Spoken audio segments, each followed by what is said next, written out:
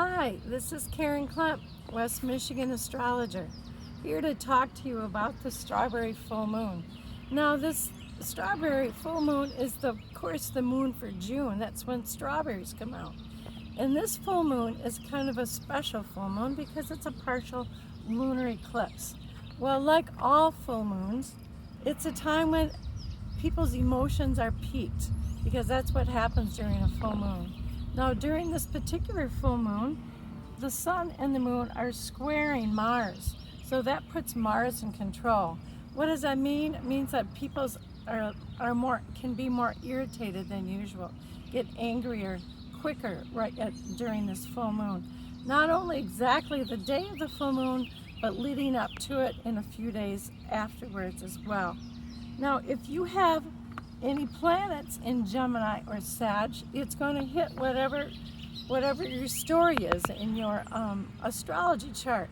And of course, to tell you that, I have to look at your natal chart to see how it's affected and how these energies work in your chart, or where Pisces is on your chart. But I think what's happening on a larger scale in our country right now, with the riots that are happening, addresses this Gemini Sag. Now, in the last 10 years, the issues have been equality, whether it's about gay marriage, or whether it's about racial equality, or whether it's about women's rights. So this is all leading up to the alignment when we have all the planets in Aquarius, which will be in 2023. But even the end of the year, when Saturn stays in Aquarius. So what is this about? This is full moon in Sagittarius is about doing the right thing and gathering information. And one way that Pisces can act, not always, sometimes it acts differently, but one thing it often does is it brings things to the surface. So this is what we're seeing. We're seeing issues really brought to the surface, and Mars is in charge. So people are not taking the brutality that has been going on. And the interesting thing also is that Mars will be moving into Aries towards the end of the month and will stay in Aries until the end of the year in December.